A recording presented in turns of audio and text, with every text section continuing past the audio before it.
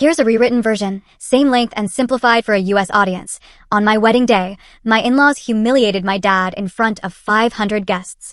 They said, "That's not a father. That's trash." My fiancé laughed along.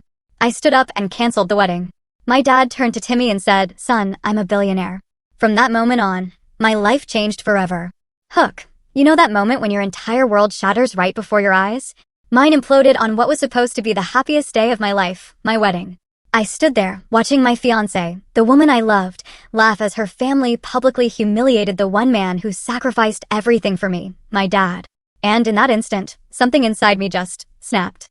My name is Clark Miller, I'm 28, and a few months ago, I was just a regular guy working in a warehouse in California. But on that day, I was standing in the most opulent, over-the-top ballroom you could imagine.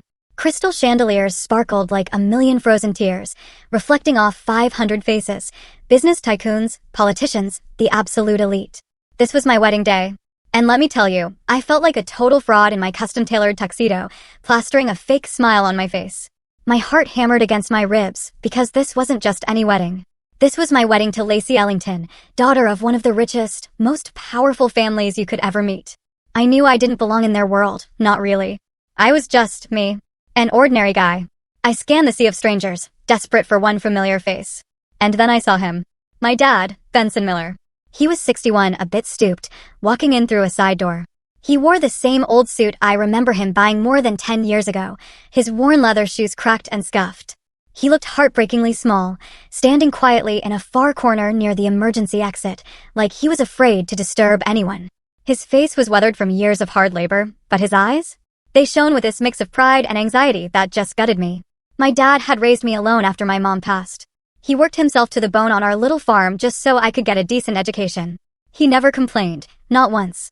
But standing there, amidst all that dazzling luxury, he looked so utterly out of place. My throat tightened. A wave of love and a sharp, stinging pain washed over me. I wanted to run to him, pull him into a proper seat in the family section. "Dad, why are you standing there all alone?" I thought, my heart twisting. He deserved respect. He deserved everything. But before I could even move, people started to notice. Whispers rippled through the crowd like a venomous current. A group of women in glittering gowns turned, smirking. "Who's that?" one hissed, loud enough for me to hear. "Looks like he just walked off a farm." Fingers pointed. Eyes judged him like he was some strange, unwanted object that had wandered into their exclusive party. The blood rushed to my face, burning hot. They were mocking my father. The man who taught me everything about decency and hard work. My father-in-law-to-be, Brantley Ellington, the chairman of the massive Ellington Group, stood nearby. He glanced at my dad with open disdain, like he was looking at an insect. Then he just shook his head in annoyance and went back to chatting with his senator as if nothing had happened. I clenched my fists, fighting the rage boiling inside me. Brantley had never approved of me. He always saw me as beneath them, only fit to run errands. Then came Elise Ellington, Lacey's mom, 54, draped in diamonds among her circle of socialites. She gave this thin, condescending smile. "My future in-laws are a little too modest, aren't they?" she said in her shrill voice. "I wonder if he's comfortable in a place like this." The group burst into sharp, cutting laughter that stabbed straight into my heart. Elise always pretended to be polite, but I knew exactly what she thought of my family, low-class people who didn't belong in the Ellington bloodline. My chest tightened with anger and humiliation, all for my dad. I started toward him, ready to march him right to the family seats. But Lacey, my bride, grabbed my arm. Hard. "Stop it right now," she hissed, her voice low and furious. "Just let your dad stand there. Don't make a scene. Today is supposed to be our day." I looked at her, stunning in her white wedding dress, but her eyes were cold. Not a trace of empathy. I had loved Lacey for her strength, for the moments we shared joy and hardship back when we were just college students. But now she seemed completely changed, fully absorbed into her family's world, their arrogance seeping into her. From across the room, my dad caught my eye. He gave a small shake of his head, sad but resigned. It was like he was saying, "It's okay, son. Don't make a fuss because of me." He forced a weak smile, trying to hide his pain. My throat closed up. Tears threatened to spill. My father had endured so much, and now he was still swallowing his pride for me. The ceremony moved into the grand hall. When it was time for the big family photos, I insisted. "Dad, come stand with me," I said, my voice trembling, but firm. He hesitated, then walked up, his old shoes squeaking loudly on the polished wooden floor. The bride's family immediately recoiled. They stepped back, leaning away as if my father carried some disease. Lacey's younger brother, Marcos Ellington, a spoiled, arrogant kid, couldn't hold back. He sneered loudly. Is that supposed to be a father? Looks more like a pile of country trash to me, and he's walking up here slow like a beggar. His voice carried, dripping with contempt. The whole group erupted in thunderous laughter. Some even patted Marcos on the back like he'd told the joke of the night. And Lacey? Lacey laughed too. She didn't once look at my father, didn't once try to stop it. She just laughed as if it were all harmless fun. I saw my dad standing frozen amidst the roaring laughter, his eyes red, but still forcing that strange, pained smile, clinging to the last shred of his dignity. Something inside me snapped. Rage exploded, burning through my chest. I threw the bridal bouquet to the floor with a loud crash that echoed through the hall. I'm calling off the wedding. I shouted, loud enough for every single person in that room to hear. The entire hall went dead silent, then erupted into chaos. Whispers turned into a tidal wave of voices, every eye fixed on me, the madman who had just spoken those words. I stood there, breathing hard, but with no regrets. This was my limit. The Ellington family exploded like a bomb. Chairs scraped loudly. Shouts and screams fused into a wave of fury that swept through the entire hall. What is going on? Why is he calling off the wedding? Someone cried out in panic. Lacey, my almost wife, or now my ex-fiancé, went white as a sheet. Then her face flushed crimson with rage. She whipped around, eyes blazing, and slapped me hard across the face. The crack echoed through the room, a burning sting that left my cheek numb. Are you insane, Clark? She shrieked in front of hundreds of people, her voice shrill as if I had committed the ultimate crime. You dare cancel our wedding in front of everyone? Who do you think you are? Tears streamed down her face, but they weren't tears of heartbreak. They were tears of pure humiliation, of her perfect plan collapsing. I didn't flinch. I just looked straight into her eyes. Lacey had once been my love, but now she looked like a stranger, fully part of a world I never truly belonged to. Brantley turned on me, his face purple with shame and fury. He roared, his voice booming like thunder. Clark Miller, apologize. Right now. You dare humiliate my family in front of 500 guests. Apologize immediately and save face for all of us. All eyes locked on us, the whispers growing louder. He jabbed a finger at me, his face twisted as though I were the traitor. Elise stepped forward, her usually refined features contorted with rage. Her voice was ice-cold, venomous. A lowlife like you has the nerve to open his mouth and call off the wedding? Ridiculous. If anyone has the right to say that, it's my daughter, not some penniless nobody wearing a rented tuxedo. She waved her hand dramatically, diamonds flashing under the lights, as if to underline the gulf between us. The entire hall fell silent, listening. A few guests nodded in agreement. Elise had despised me from the very first family dinner, always hinting that I was marrying Lacey to climb the social ladder. The blood boiled in my veins, but I stayed silent, letting the anger fuel my resolve. Marcos, Lacey's younger brother, and his pack of rich friends charged forward like hunting dogs. Get on your knees and apologize, you bastard. Marcos bellowed, his face twisted in fury, finger pointed at me. His friends joined in. Yeah, on your knees. Make it right for the Ellington family. Who do you think you are, warehouse boy? Their voices echoed. A few guests even stood up, the atmosphere electric with the threat of violence. Marcos had mocked me at every family gathering, calling me his sister's servant. Now he wanted me on my knees to soothe his wounded ego. I stood in the eye of the storm, silent, unshaken, my eyes coldly sweeping over every face hurling insults without mercy. Not a single flinch. My heart pounded, but I wasn't afraid. This was the moment I had to be strong. For my father. For myself. My dad stepped closer, his face pale with shame and heartache. He took my hand, thin, warm, trembling slightly. Son, I'm sorry, he whispered, his voice breaking. Me being here, it only made everything worse. I shouldn't have come. Don't ruin your future because of me. He tried to smile and shook his head as if to reassure me, though his old eyes still carried the quiet endurance he'd worn his whole life. I looked at him and saw nothing but sacrifice. Years of backbreaking work, raising me alone after Mom died.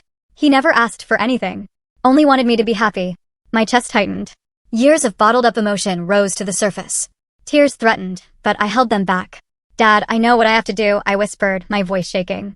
I spun toward the Ellingtons, rage erupting like a volcano. I roared, loud enough to silence every shout. You can insult me. Treat me like trash. I'll take it all. But my father is the one line you do not cross. My voice thundered through the hall, drowning out the jeers. The entire crowd froze, stunned into silence. Lacey covered her mouth, her eyes wide with horror. Brantley stood rigid, his face ashen. Elise took a step back, her hand trembling. Marcos's mouth hung open, speechless. I stood tall, not shaking, my face burning with pain and fury. My chest heaved, but for the first time in my life, I felt free. I was no longer afraid of their world. I declared once more, firm and unshakable. This wedding is over. Right here, right now. I will never trade my respect for my father for your cheap prestige. My voice rang out clear as a vow. The hall erupted again, but this time with shocked murmurs and even a few looks of reluctant respect. I turned to my dad, my voice thick but resolute. You did nothing wrong. You're the best man in the world. Then I took his hand and led him off the stage, past hundreds of stunned faces. We walked down the aisle, between the rows of seats, whispers trailing behind us like a breeze. Behind us, the Ellingtons' fury, humiliation, and chaos exploded like a storm. Lacey sobbing, Brantley shouting for security, Elise screaming about lawsuits. But I didn't look back. We stepped out of the hotel into the cool California night, leaving that glittering world behind. In that moment, holding my father's hand as we walked out, I felt an enormous weight lift from my shoulders. The air outside was fresh, carrying the faint scent of the ocean. Nothing like the suffocating atmosphere inside. Dad walked beside me, his step slow, but his grip on my hand tightened. Son, are you sure? He asked quietly, his voice full of worry. I nodded and smiled. The first real smile since everything began. I'm sure, Dad. And I don't regret it. We got into my old beat-up car, parked in the lot, not one of the Ellingtons' limousines. The engine rumbled to life, and we drove off into the night, leaving the wreckage of the broken wedding far behind. I drove through the night, the endless California freeway stretching out beneath the dim yellow streetlights. Inside the car, a heavy silence reigned, only the low rumble of the engine and the wind whistling through the cracked window. My father sat in the passenger seat, his head resting against the glass, his weary shoulders slumped as if carrying the weight of a lifetime of hardship. I glanced over at him. His eyes were quietly fixed on the darkness outside, filled with gratitude and worry. We were silent the whole way, each lost in thoughts too heavy to voice. My heart was still pounding from the tension back at the venue, but beneath it burned a dull, indescribable sadness. I had called off the wedding, walked away from a future I once thought was my dream. Yet, why did I feel so relieved? Deep down, I knew this was the right choice. The images from the wedding replayed in my mind like an old film in slow motion. My father standing alone in the corner, the mocking laughter, Lacey's slap, Brantley's shouting. They hurt, but they also pulled me back to the very beginning with Lacey. The truth is, our love had started out beautiful. I remember that afternoon on campus so clearly. She literally ran into me because of my honesty. Back then, I was just a broke college kid working nights in a warehouse to pay tuition. Lacey, rich girl, golden hair, radiant smile, was rushing to class and collided with me. Oh my God, I'm so sorry. I was running too fast. Are you okay? She laughed, then stopped and really looked at me. We talked, and that was the beginning. She said she loved how kind and simple I was. You're nothing like the arrogant guys here, she whispered on our first date, sitting on the beach. We held hands on the sand, listening to the waves. I told her about my dad, about our simple life in the countryside, and she listened with shining eyes. When I'm with you, I feel like I can be myself, she said. And I believed her. Our love grew from late-night texts to weekend getaways. But the moment I stepped into her world, everything changed. The Ellingtons never accepted me.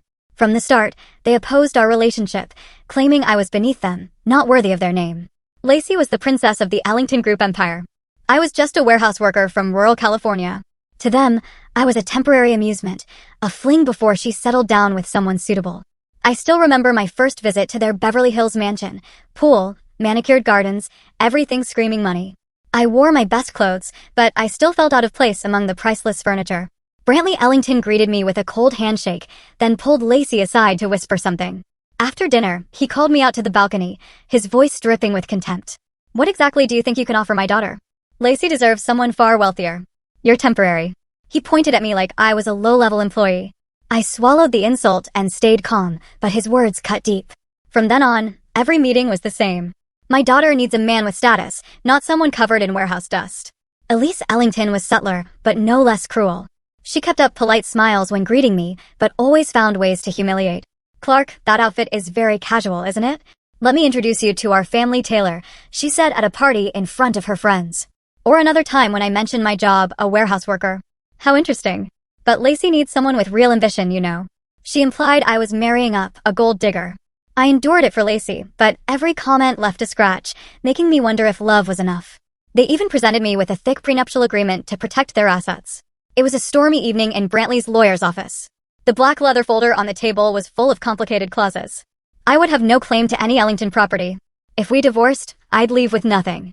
It's just standard procedure, Clark, Lacey said, avoiding my eyes. Brantley sat there, voice cold. Sign it. Prove you love my daughter for herself, not her money. I felt humiliated, like they saw me as a thief. My hand shook as I held the pen, but I signed, thinking love would make it worth it. Now, behind the wheel, I realized that was my first mistake. They never trusted me. And Lacey, she didn't either. Lacey had been so confident, certain that with her family's power and my soft heart, she could mold me into what they wanted. You just need to change a little, Clark. Dress better, talk smoother. I'll help you, she'd say on later dates. She dragged me to high society parties, taught me how to hold a wine glass, how to greet people. I tried for her, but deep down, I felt myself disappearing. She was sure I'd eventually accept my place, a dependent husband living within the boundaries she set. Don't worry, my parents are tough, but once you adjust a bit, they'll come around. She'd smile, hugging me. But that arrogance, that blind certainty, helped turn today's wedding into a disaster. She never imagined I had limits, that my father was untouchable. Now driving down familiar roads, I wonder, does she regret it? Or is she just upset about the public humiliation? Behind the wheel, even with a heavy heart, I feel no regret. I know I did the right thing, the thing a decent man can never back down from.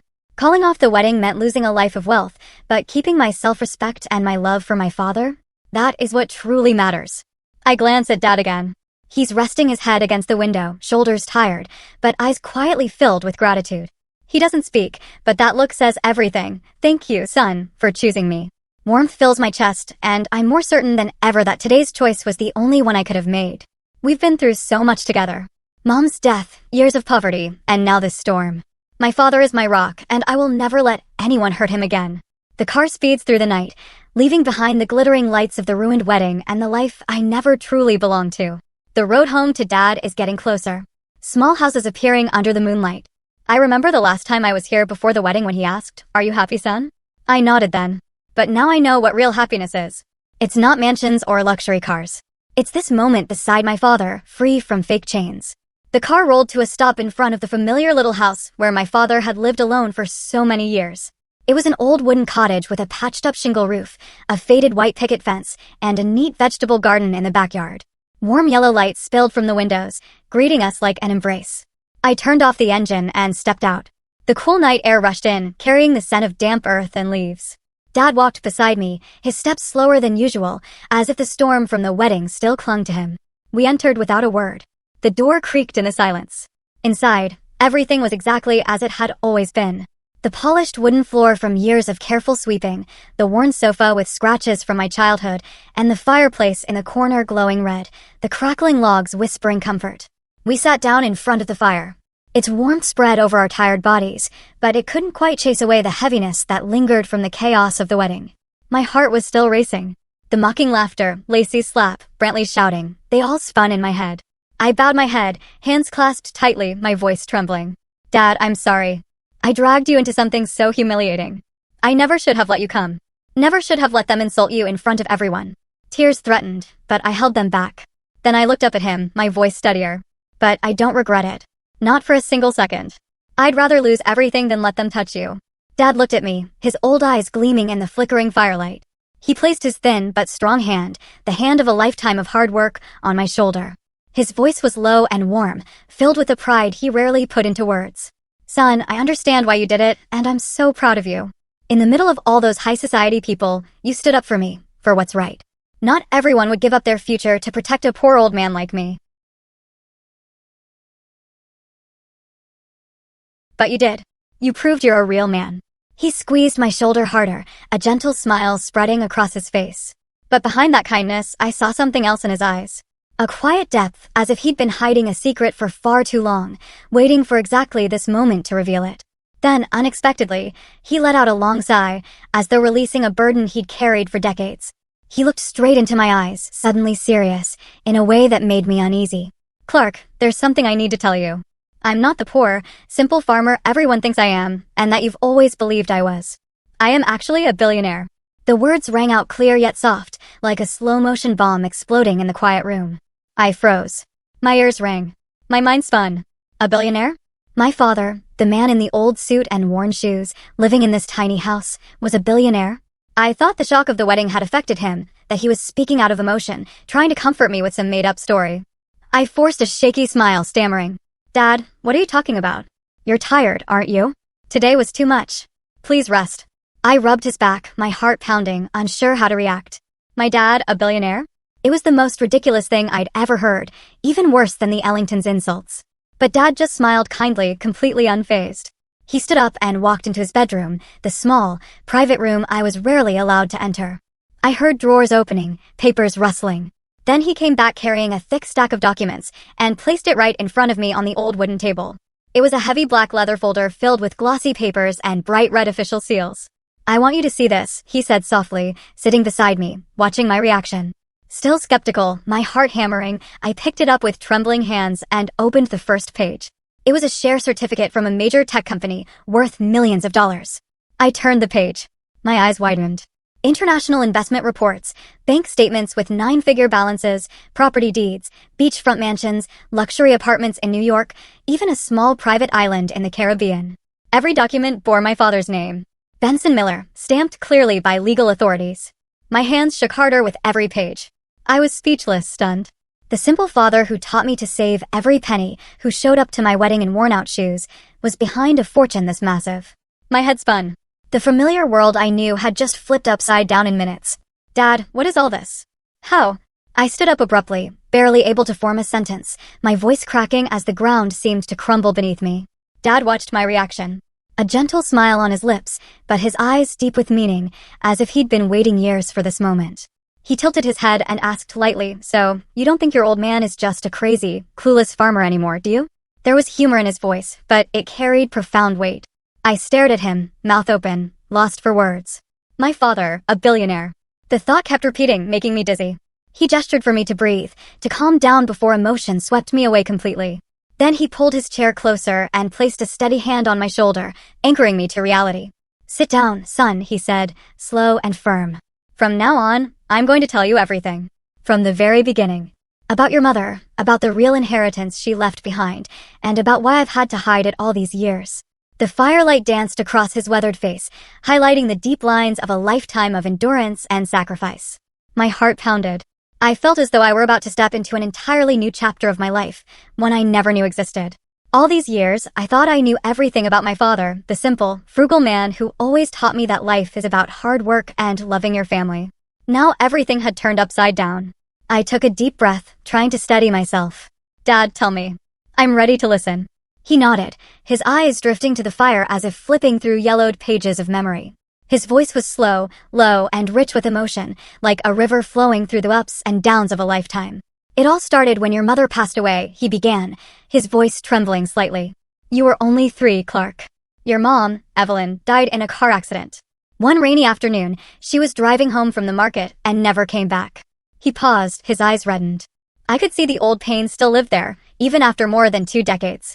My memories of Mom are faint, a gentle woman with long brown hair who used to sing me to sleep, but they feel like faded photographs in a family album. Dad looked down at his hands. I was destroyed, son. Those first nights after she was gone, I couldn't sleep. I just lay there staring at the ceiling, feeling like my life had ended with her. He looked up at me, his eyes softening. But then I looked at you, a 3-year-old boy crying for his mommy, and I knew I had to keep living. I decided to raise you alone. I never remarried because I was afraid you'd lack love, afraid you'd get hurt, afraid you'd think I'd forgotten your mother, so I stayed single and tried to be both father and mother to you. I listened, my heart aching. I had never known how deeply he had suffered. All those years, he smiled at me, told me happy stories about Mom. Now I realized that behind every smile was unbearable loneliness. How did you get through it? I asked, my voice hoarse. He gave a sad smile. By focusing on you. I worked myself to the bone on the farm. Saved every penny so you could get an education. But son, even though your mom left us too soon, she left the 2 of us a considerable inheritance from her parents. He paused, watching to make sure I was following. Your maternal grandparents owned a small manufacturing shop on the outskirts of California. They left cash, several $100,000, plus old shares in local companies and some rural real estate. It wasn't vast wealth, but it was enough to build a solid future. My eyes widened as I tried to picture it. We had always lived frugally, eating homegrown vegetables, wearing second-hand clothes, driving that beat-up old truck. I never dared imagine that my mother had actually left behind a significant fortune. So, what did you do with the money? I asked, curiosity burning. Dad sighed, a nostalgic glint in his eyes. In the years that followed, I quietly taught myself how to invest. Son, from the modest amount your mom left, I decided to do something long-term. I went to the library and borrowed finance books. The Intelligent Investor, Rich Dad Poor Dad, and stayed up late studying every night after you were asleep. I had no one to ask for advice. I just figured it out, page by page. He leaned toward me, his voice growing more animated. I started buying tech stocks when almost no one believed in them. Apple, when they were still struggling. Microsoft in its early days. Then I quietly bought up cheap land in the suburbs that nobody else wanted, holding it and waiting. I even put money into small startup funds, young tech companies I believed would explode in the future. It was all a gamble, but I had faith. He told the story in detail, his eyes shining as if reliving those days. I pictured him at the old desk, lamp, notebooks filled with scribbles, and ancient computer. Sometimes I made huge gains, he smiled. Like when tech stocks boomed in the 2000s, my account skyrocketed in just months from hundreds of thousands to millions. I remember waking up one morning, checking the balance, and nearly falling over. I thought I did it. But life isn't always smooth. There were times I lost heavily. Almost half of everything I'd built. Like during the crash. I poured money into new internet companies thinking they'd change the world. Then the bubble burst and stocks crashed. I lost hundreds of thousands, left with barely enough to start over. Those nights I sat alone, wondering if I'd been too reckless. I listened on the edge of my seat like it was a movie. How did you feel then? I whispered, my hands clenched. Dad shook his head with a sad smile. It hurt, son. I thought of you, of our future, and I was terrified of losing everything. He paused, then continued, his voice slow but resolute. But those failures made me more careful. I studied finance even deeper, reading the Wall Street Journal every day, following economic news, even quietly joining online forums to learn from others. I stayed up all night researching markets, analyzing charts, learning about risk, and protecting capital. Finally, after decades of patience and steady steps, his wealth grew exponentially from millions to tens of millions, then hundreds of millions. And now my father's total net worth exceeded $1 billion. I sat frozen, trying to process it. Dad, the man in old shirts driving a rusty truck, was a billionaire. Why did you hide this from me, Dad? I asked, my voice shaking. He looked at me for a long moment, then spoke slowly, his voice deep and heavy with meaning. I hid it because I wanted you to grow up normal, Clark. I deliberately lived like a poor man. Old clothes, old car, no showing off. So money wouldn't corrupt you. I've seen too many rich kids ruined by excess, and I was terrified you'd become like that. I only wanted you to keep your kindness, honesty, and love for family. He placed his calloused hand on mine, squeezing gently to emphasize every word. If you had known I was rich, you might have grown dependent or arrogant. And I didn't want to lose you to the corruption of money. I wanted you to grow up on your own strength, exactly as I taught you when you were little. His words struck my heart. I remembered his lessons. Money comes and goes, son, but character lasts forever. Now I understood why he was so strict about money, why we lived simply. It wasn't poverty. It was a life lesson. He continued, his voice thick with emotion. And today, watching you stand up for me in front of all those high society people, I knew my son had grown exactly as I hoped. You kept your good heart despite every temptation, fame, money from the Ellingtons. That moment made me decide to reveal everything. You proved you're worthy of the truth and of the power that comes with this fortune. Tears rolled down my cheeks. How much had Dad sacrificed to raise me right? He handed me a small key, the key to the safe containing the original documents, and said, I'm giving you full control of this fortune. Use it, son. Use it to reclaim our dignity, our justice, and everything we were robbed of on that humiliating wedding day. I trust you to do it. I hugged him, too moved to speak. That night, my world changed forever. I was no longer just Clark, the warehouse worker. I was the heir to a hidden empire with a mission to make those who humiliated us pay. The next morning, I woke up with a strange sensation. My body was still that of the old Clark Miller, but inside was a new man, filled with determination and power. My father's little house was no longer just a humble refuge. It had become the secret headquarters for our plan. We sat around the old wooden kitchen table, steam rising from cups of strong black coffee, and began mapping everything out. Dad, with decades of investment experience, guided me step by step. We can't show our hand yet, he said, his voice calm but razor sharp.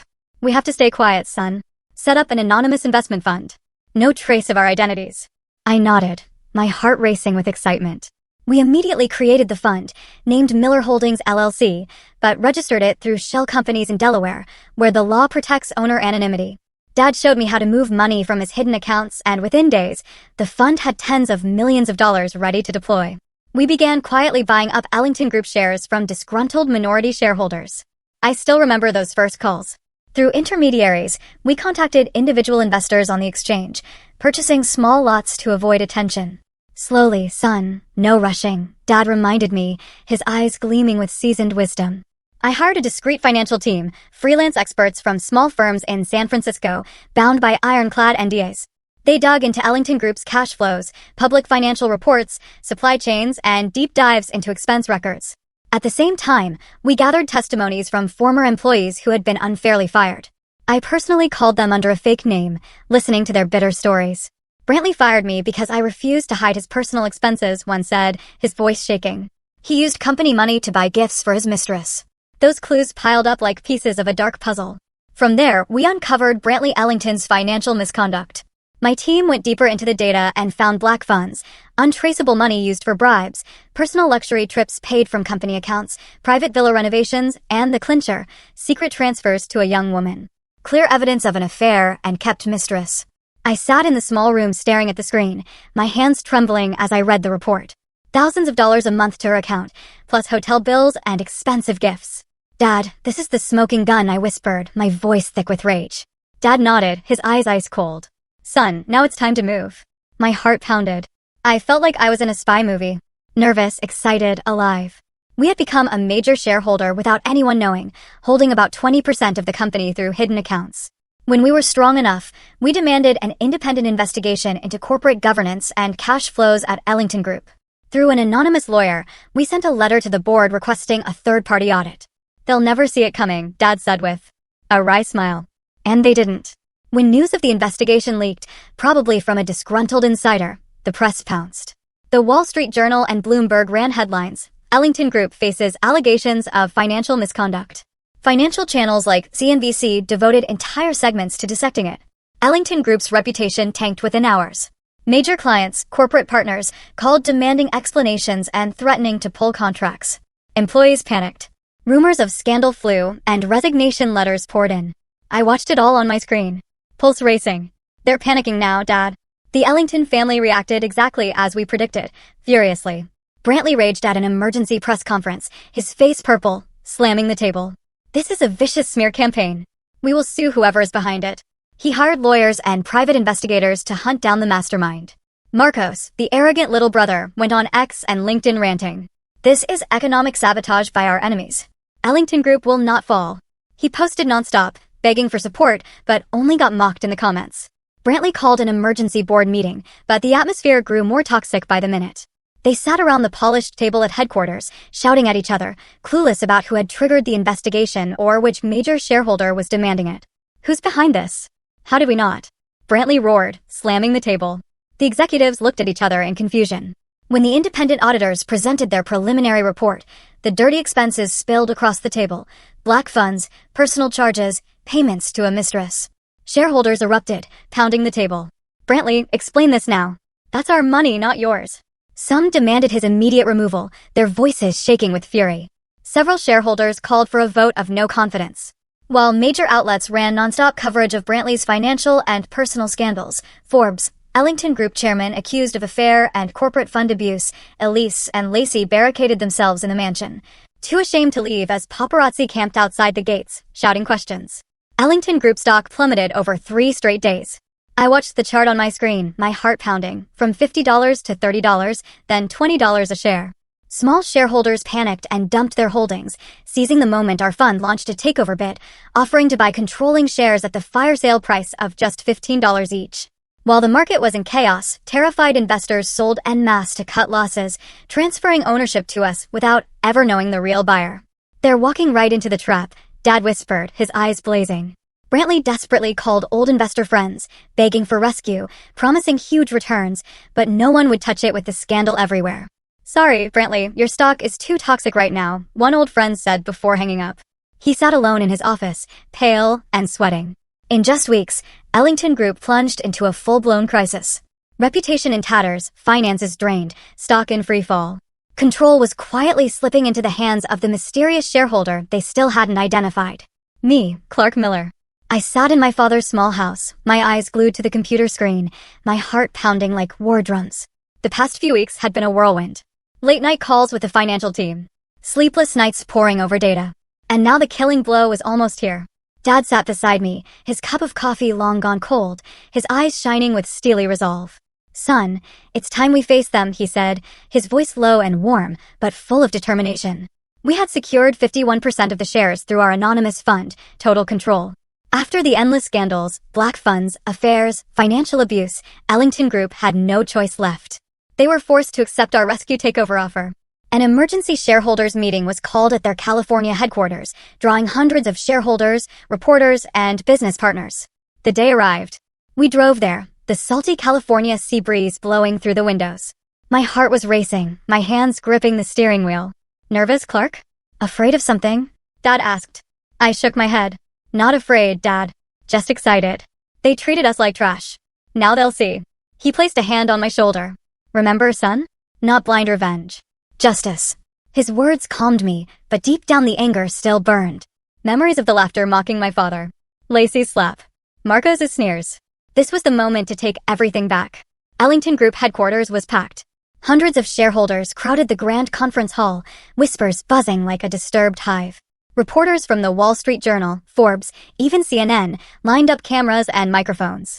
Major business partners sat in the front row, faces tense overhanging contracts. The air was thick with coffee and nervous sweat. We waited in a side room, catching fragments of the noise. The board's secretary, a middle-aged woman we had contacted earlier, whispered over the phone, "Everything is ready." My pulse hammered harder. It felt like standing at the edge of a cliff about to leap. Brantley Ellington appeared first, walking onto the stage with a strained face and dark circles under his eyes from sleepless nights. He tried to maintain his usual authority, black suit gleaming, but his hands shook holding the microphone. Elise followed, attempting elegance with her hair in a high bun and diamond necklace, but unable to hide her exhaustion, sunken cheeks, red eyes. Lacey trailed behind, head down, hair messy, no longer the poised heiress. She looked drained, as if the scandal had sucked the life out of her. Marco stormed in behind them, his face twisted in rage, clutching his phone like he was ready to post another rant. The meeting began. Brantley stammered about a temporary crisis and recovery plans. Then the board secretary stepped forward and announced into the microphone. "Ladies and gentlemen, the Anonymous Investment Fund, currently the majority shareholder, has informed us that their highest representative will personally attend to announce the transaction." The hall erupted in whispers. "Who is it?" "A secret billionaire," one shareholder muttered. "A hostile competitor," another guessed. Reporters raised their cameras, eyes gleaming with anticipation. The tension was suffocating. Everyone speculated about the mastermind behind the takeover. Brantley wiped sweat from his brow, his face pale, forcing a smile. "We will welcome them and discuss fairly." The doors opened, and we walked in. I stepped forward first, Dad right behind me, our footsteps firm on the polished wooden floor. Instantly, many shareholders looked puzzled, whispering, "Who are they? Never seen them before." But the Ellingtons froze. Their eyes widened in horror, then twisted into mocking laughter, thinking it was a joke. Lacey covered her mouth, her face white as a ghost.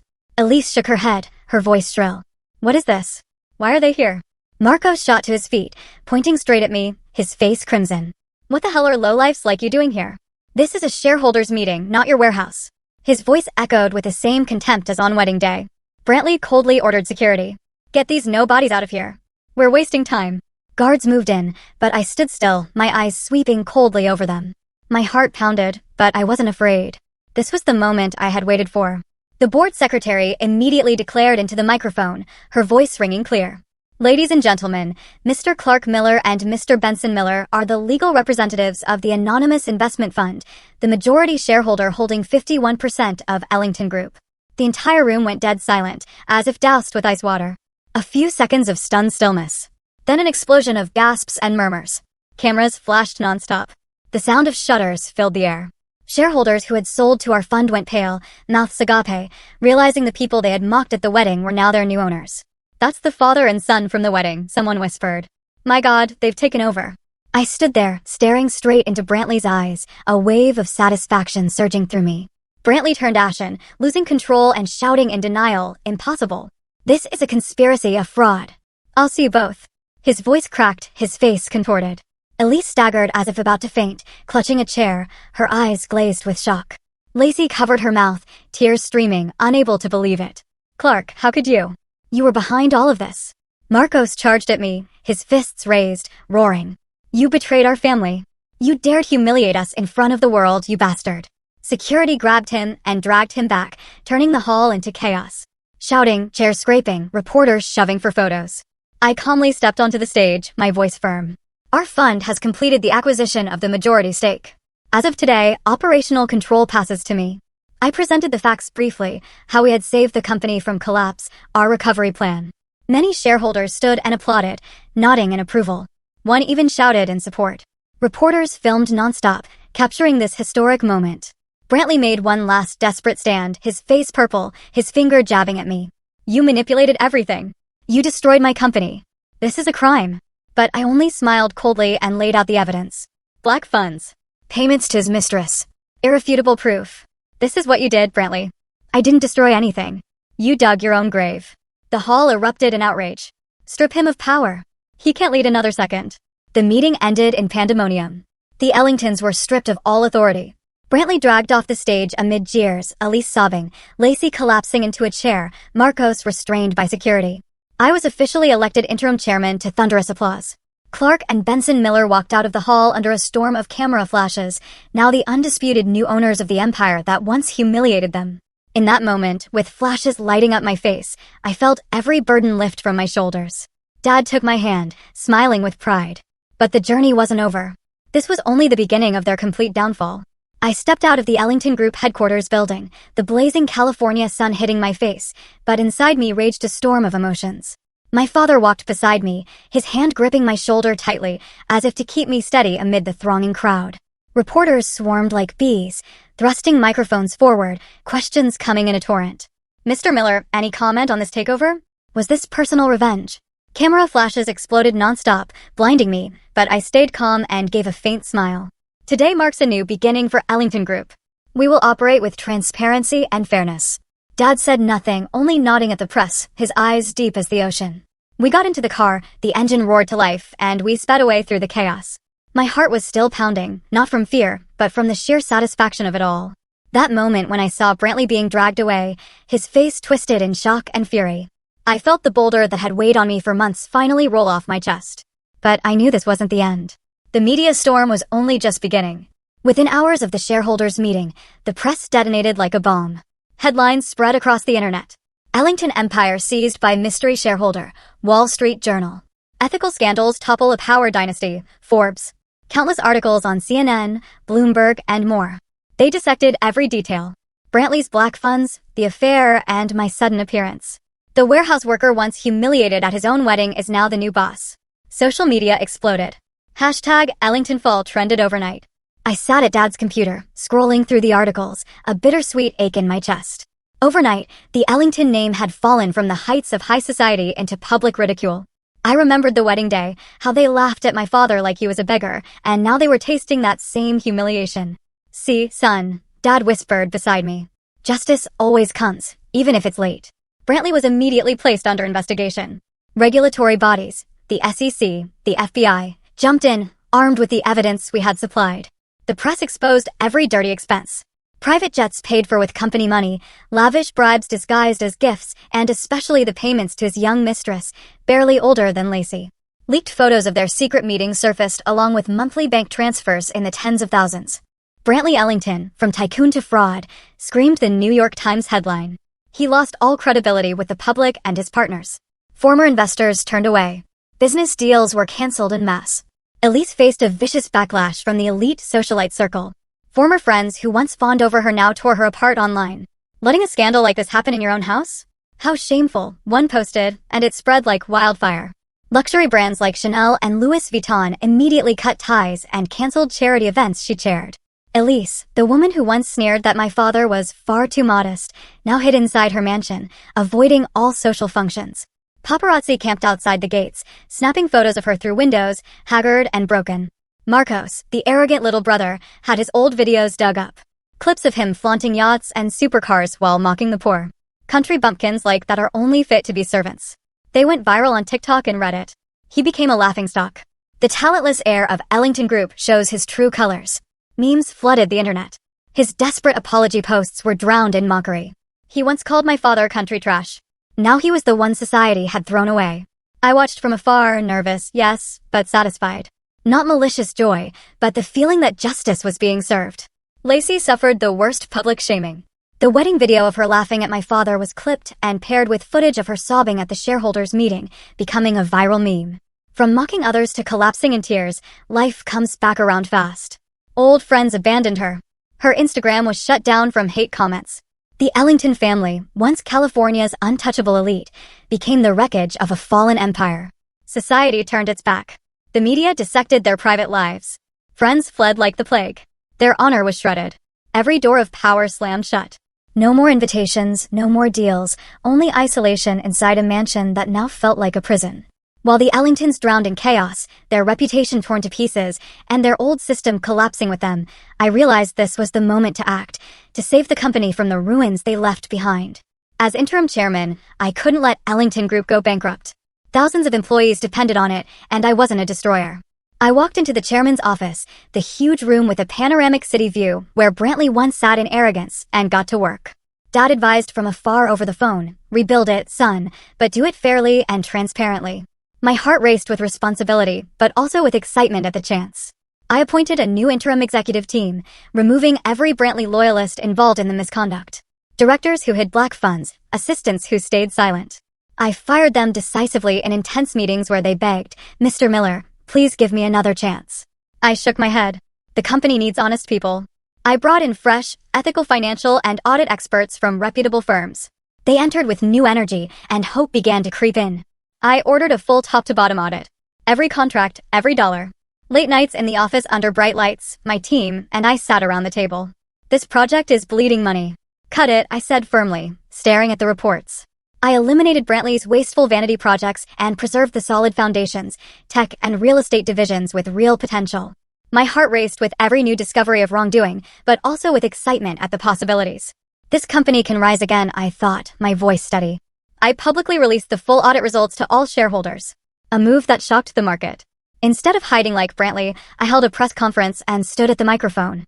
"We are committed to transparency. Here is the complete report. No cover-ups." The stock stabilized. Investors called to congratulate us. The market began trusting the company again under new leadership. And I felt proud, not for power, but for doing the right thing. Employees who had lived in fear under the old toxic culture started breathing easier. In meetings, they told me, under Brantley, we were afraid to speak the truth. Some even stepped up. "For the first time, we feel heard, Mr. Miller." I held open forums, listened to their ideas, and the company culture shifted from fear to collaboration. My heart warmed seeing them smile. It felt like building a new family. The media tone changed too. A new dawn for Ellington Group, Bloomberg. Rising from the ashes, CNBC. Clark Miller became a business sensation. Constant interviews, profiles praising the warehouse worker turned CEO. I smiled to myself, remembering when they looked down on me. Meanwhile, the Ellingtons were completely shunned by society.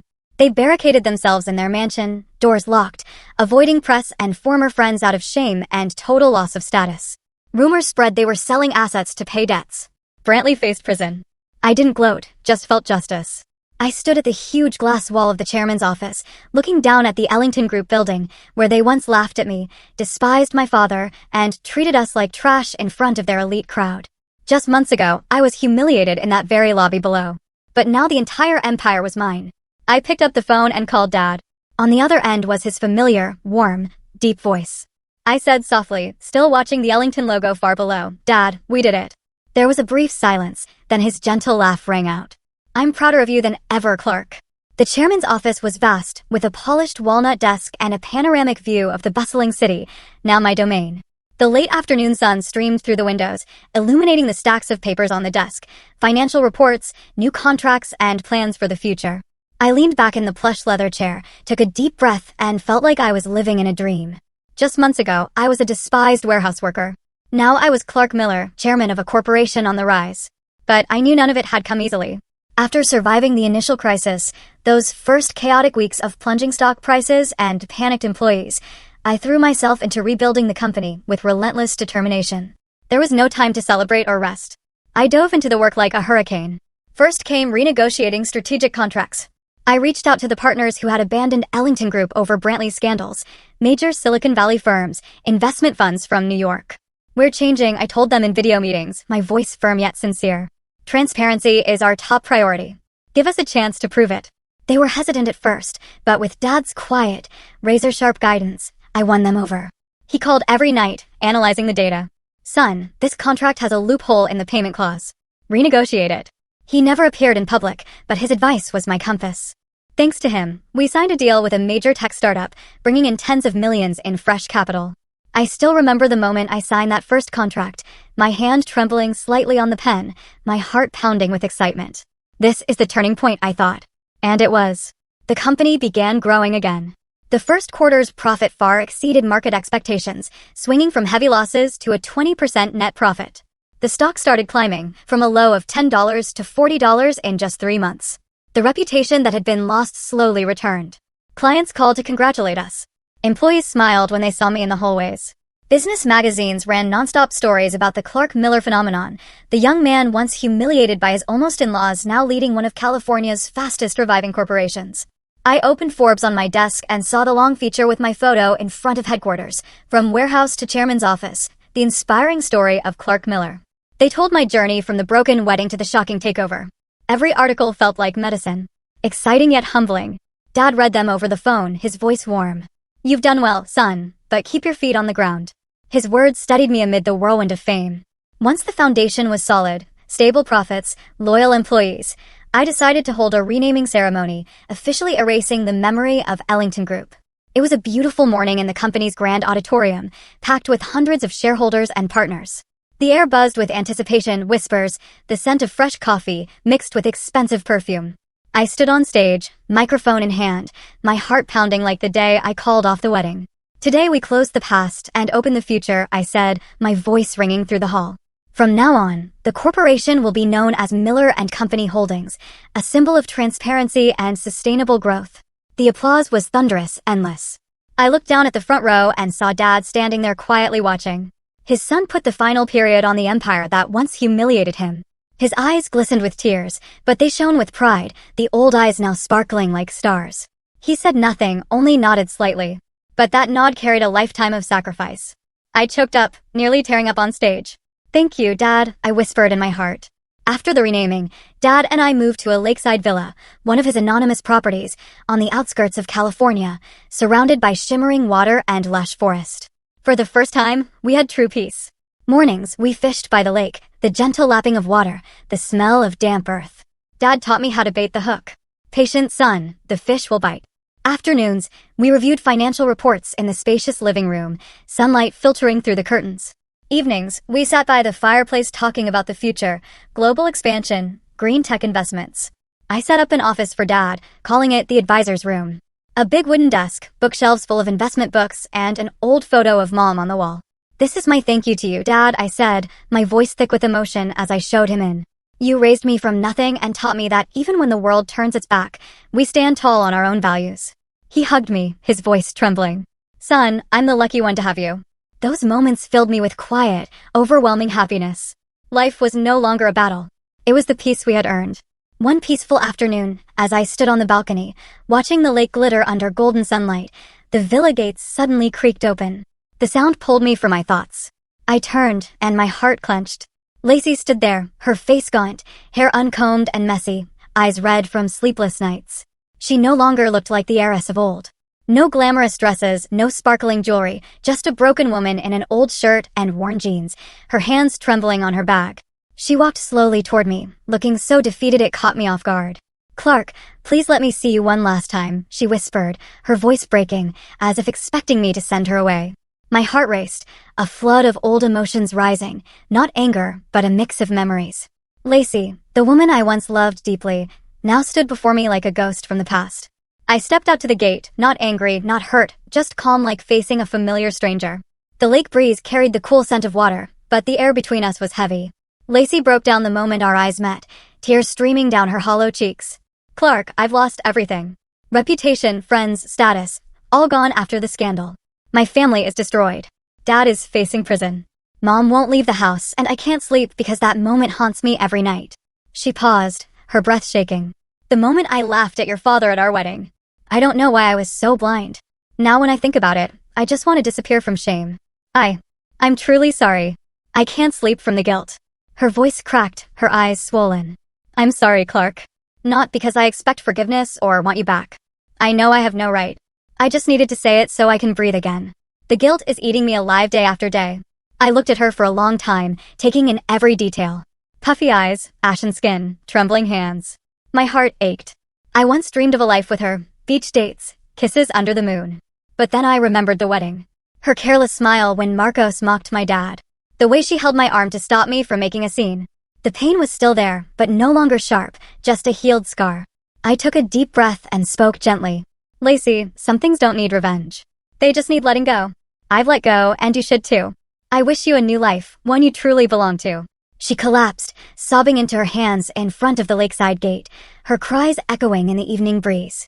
I turned and walked back inside the villa without looking back, my heart heavy yet light. That was our final encounter, a closing of the old chapter. Dad stood inside behind the large glass doors overlooking the lake. He had watched the entire conversation, but said nothing, no interference, no judgment. When I stepped in, he walked over and simply placed a warm hand on my shoulder. One gentle touch, but it carried pride, understanding, and the shared relief that we had finally escaped the shadows of the past. Dad and I walked out to the porch and sat by the water's edge. The lake shimmered in the orange-gold sunset. We didn't need words. The silence said everything. The evening breeze swept across the lake, carrying away the last echoes of that encounter. And in that moment, I knew, from here, a truly new life for father and son had begun. Conclusion. Just a few months ago, I was still Clark Miller, the ordinary warehouse worker, humiliated in front of 500 elite guests. Now, I am the chairman of Miller and Company Holdings, a corporation rising from the ashes. Yet, as I sit beside my father watching the sunset, I realize that all these changes are only surface level. After everything, I have learned the deepest lesson of all. True wealth is not measured by money or power, but by the people who still stand beside you when you have nothing. On the day the wedding collapsed, when everything fell apart before my eyes, I had only one person left, my father. And that was enough for me to stand up. Enough to fight. And enough to win. Dad was never rich in the conventional sense. He was rich in love, rich in quiet sacrifice. During those hard, poor years in our little wooden house, he never let me feel lacking. He taught me that a simple meal shared together is worth more than 1,000 banquets. And now, when we have everything, I treasure that lesson even more. I understand that filial piety is not pretty words. It is daring to stand up when your parent is insulted. Daring to choose what is right, even if it costs you fame, love, or your entire future. That day at the wedding, when Marcos called my father country trash, when Lacey laughed along and did nothing to stop it, I chose my father over a fake marriage. I remember the moment clearly. My heart clenched, rage exploded like fire. I threw the bouquet to the floor, shouted that the wedding was off, and walked out of the hall with my dad. Everyone thought I was insane, but I knew it was the right choice. Filial piety is not kneeling and begging forgiveness for those who insult your parent.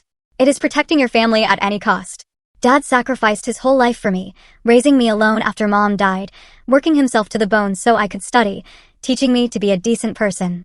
He never asked for anything, only wanted me to be happy.